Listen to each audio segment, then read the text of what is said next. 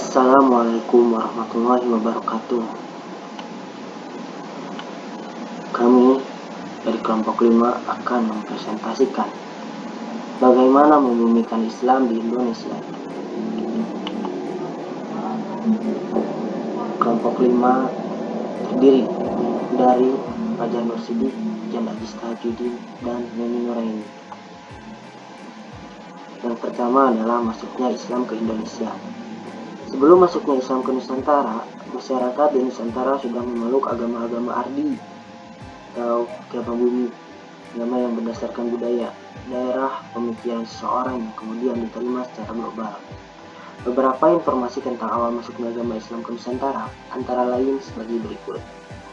Pada abad ke-7 Masehi, berita Cina zaman dinasti Tang yang menerangkan bahwa pada tahun 674 Masehi, orang-orang Arab telah menetap di Kanton Groeneveld berpendapat bahwa pada waktu yang sama kelompok orang Arab yang beragama Islam mendirikan perkampungan di pantai barat Sumatera. Perkampungan tersebut bernama Barus atau Fansur. Pada waktu Sriwijaya mengembangkan kekuasaan, sekitar abad ke-7 dan 8, para pedagang muslim tak ada yang singgah di kerajaan itu sehingga diduga beberapa orang di Sumatera telah memasuki Islam. Pada tahun 674 Masehi, Raja Tasih mengirim duta ke kerajaan Holly untuk membuktikan keadilan, kejujuran, dan ketegaran Ratu Sima dengan mengeluarkan keping emas di pasar. Tetapi kepingan-kepingan emas itu tidak hilang satupun. Pada abad ke-7 Masehi ini adalah di mana Khalifah Utsman bin Affan berkuasa dan melakukan ekspansi penyebaran ajaran Islam ke selatan, dan tentunya Nusantara menjadi salah satu tempat tujuan dari penyebaran ajaran Islam tersebut. Penyebaran Islam di Nusantara tidak terlepas dari peran para pedagang yang datang ke Nusantara. Pedagang-pedagang tersebut berasal dari berbagai negara seperti Arab, Mesir, Persia, dan Gujarat, India. Kerajaan Islam pertama di Nusantara adalah Samudra Pasai yang berada di Pulau Sumatera. Para pedagang tersebut selain berdagang, juga memperkenalkan dan menyebarkan agama Islam.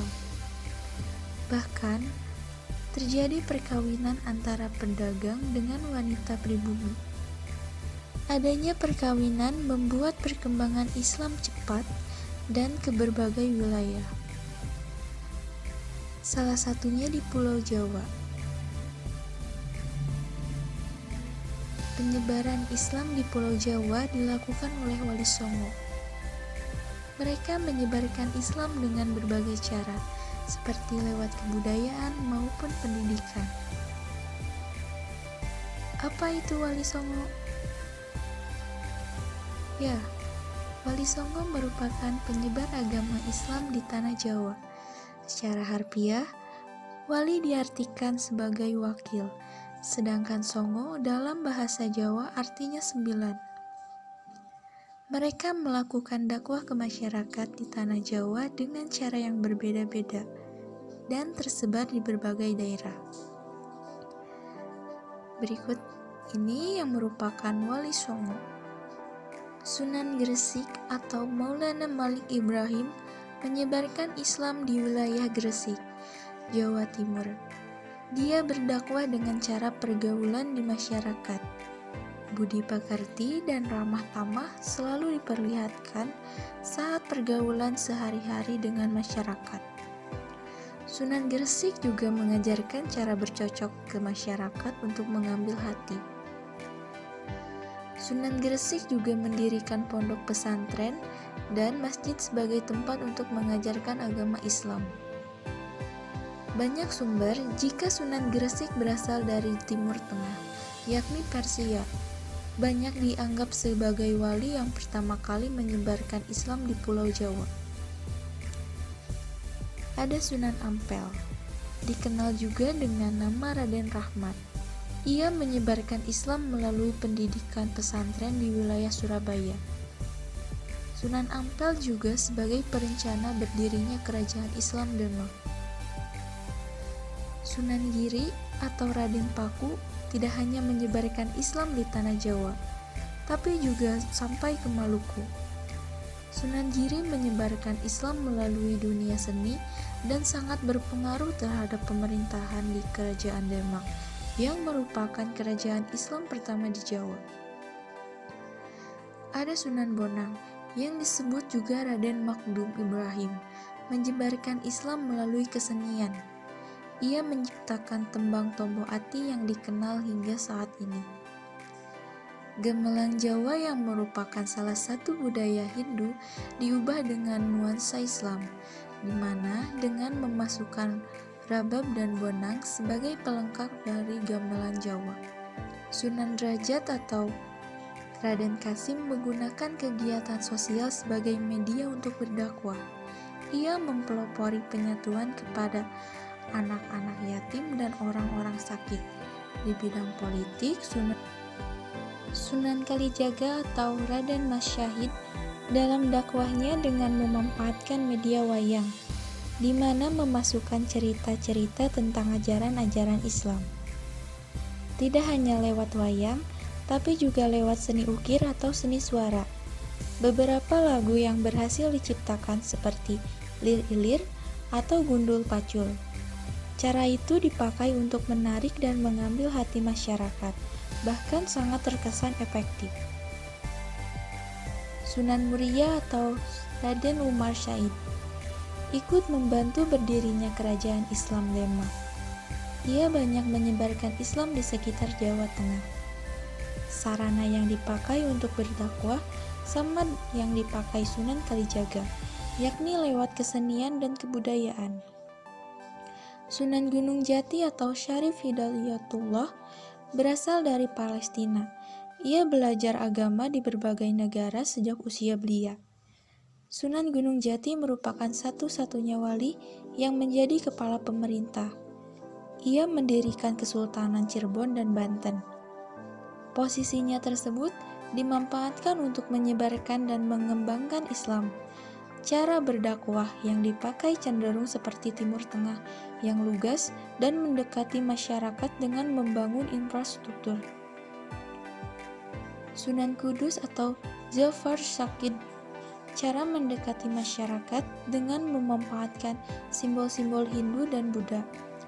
Itu bisa terlihat pada arsitektur Masjid Kudus yang memiliki keunikan. Ia berasal dari Palestina dan menyebarkan agama Islam di pesisir Jawa Tengah. Ia pernah menjadi senapati atau panglima perang kerajaan Islam Demak.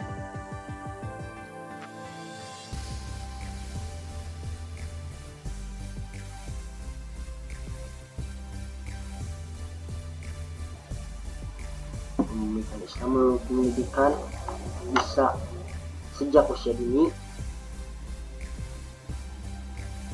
lalu menerapkannya di pendidikan pesantren, pendidikan non formal, dan pendidikan perguruan tinggi, lalu bisa diterapkan di sistem pendidikan nasional,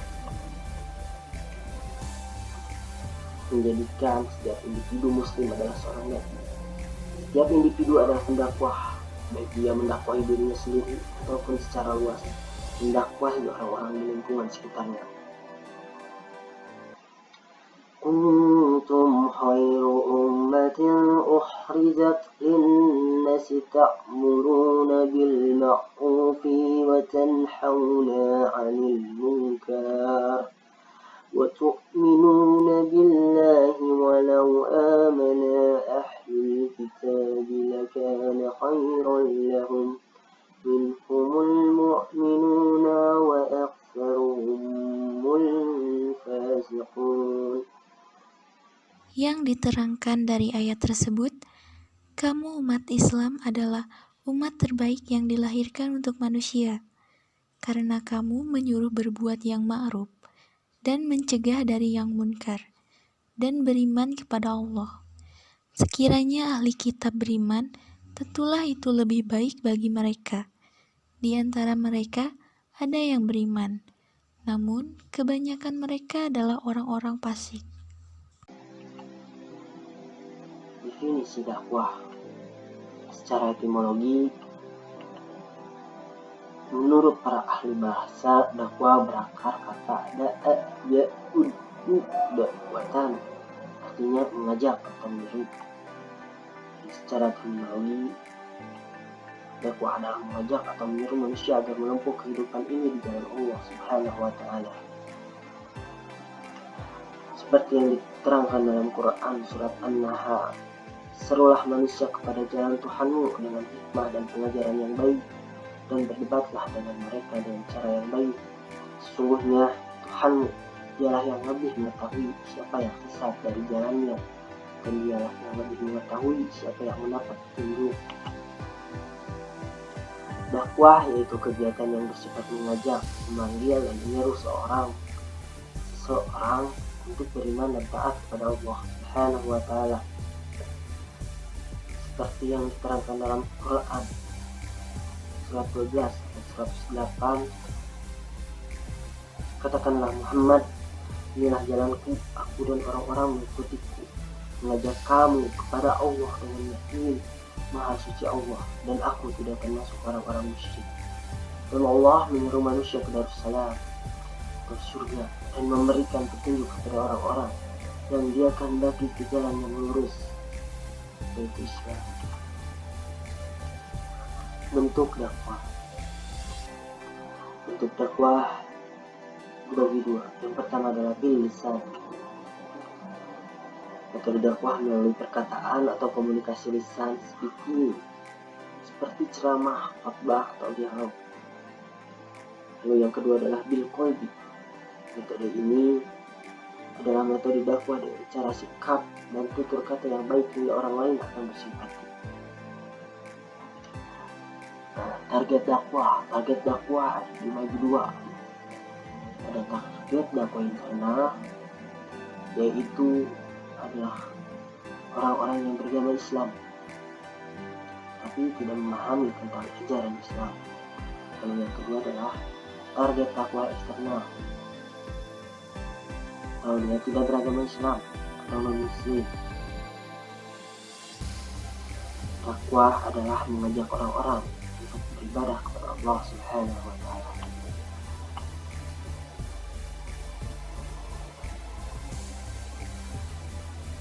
Untuk memulihkan Islam di Indonesia, salah satu caranya adalah membentuk kelompok-kelompok dakwah. Dengan membentuk kelompok-kelompok dakwah ini atau organisasi ataupun komunitas dakwah, penyebaran agama Islam di Indonesia akan lebih cepat meluas. Dan dalam dakwah harus mempunyai metode dakwah. Dan dakwah harus menggunakan metode dakwah yang efektif, dakwah yang sesuai dengan tuntunan zaman, tuntutan kebutuhan, atau sesuai dengan situasi dan kondisi yang mampu menarik perhatian atau membuat orang-orang tertarik. Contohnya adalah membuat suatu komunitas yang disenangi para pemuda-pemuda di Indonesia, tapi komunitas tersebut bernuansa Islam, contohnya seperti Haidar Muslim Club, Kompas, atau komunitas pecinta alam As-Sunnah, dan lain-lain. Membuat event-event muslim, membuat kajian-kajian ceramah, dan lain-lain. Terima kasih. Assalamualaikum warahmatullahi wabarakatuh.